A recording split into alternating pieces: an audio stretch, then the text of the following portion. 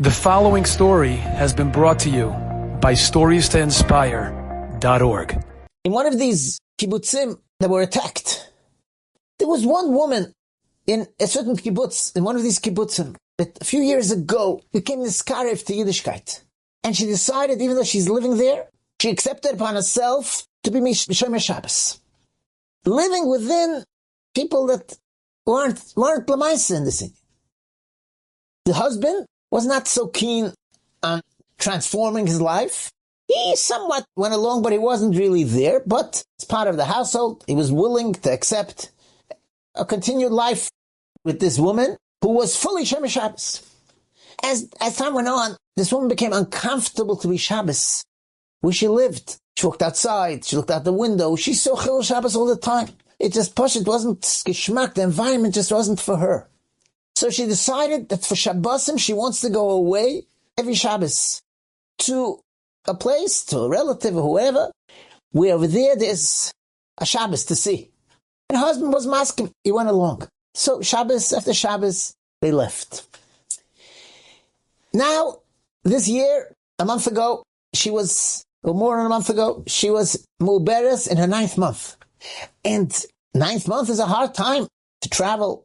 The hospital that she was expecting to have the baby was close to there. So she decided for Shmini Atzeres this year, which is in Eretz Yisrael with Simchas Torah, it's all one day. It was Shabbos. For this Shmini Atzeres, she's staying home. Simply because it was hard for her. For whatever reason, no technical reasons. She was Mubarak in her 9th month. So she also invited two guests to be with her. So here's Shmini Atzeres, Simchas Torah, the husband, wife, 2 guests, they're home. The morning when the attack started, the Yamach Shemams, and they wake up and they hear noises and screeching and nebachilolis and what's going on in the next house and the next house.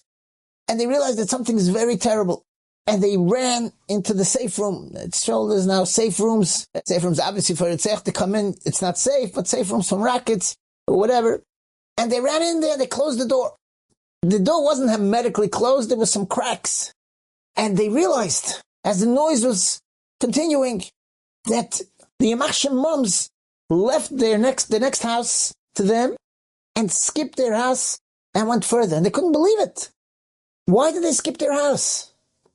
And they just stayed there and stayed there, hoping that they won't come back for them. And the attacker did not come back for them.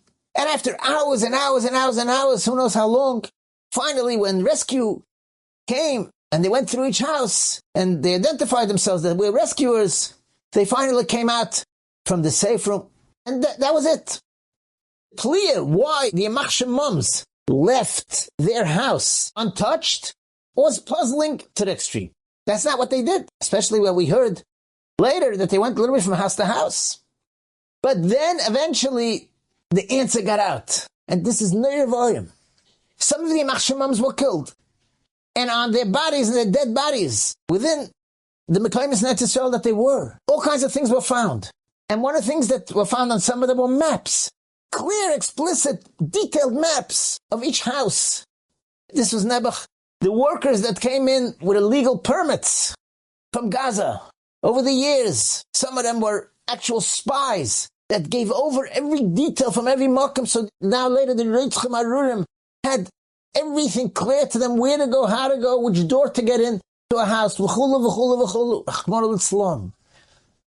map was found on one of the Reitzchim in this Malcolm. Had details on every house.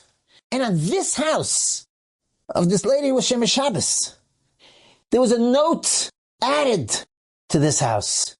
Usually not home on Shabbos. In Arabic, obviously. Usually not home on Shabbos. Why usually not home on Shabbos?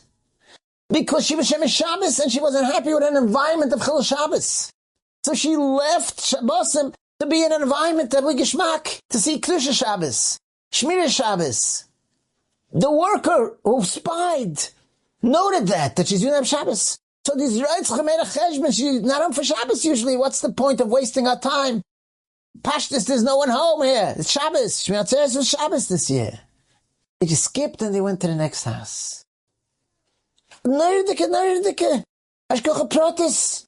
A nerdike lesson on Shmini Shabbos, but not on Shmini Shabbos per se. Because even if when she stayed home, she was Shemesh Shabbos also. It's a further Nikud of Shmir Shabbos, on a digduk in Shmir Shabbos, that she doesn't want to be in an environment of Chil Shabbos. Even on a smaller thing like that, Avada for the bigger Shmir Shabbos, it would be Pashit.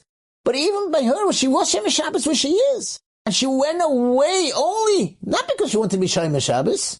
She went away because she wanted to see Shabbos. She wanted to be Gishmak with Shabbos. Even that alone was enough. Protected.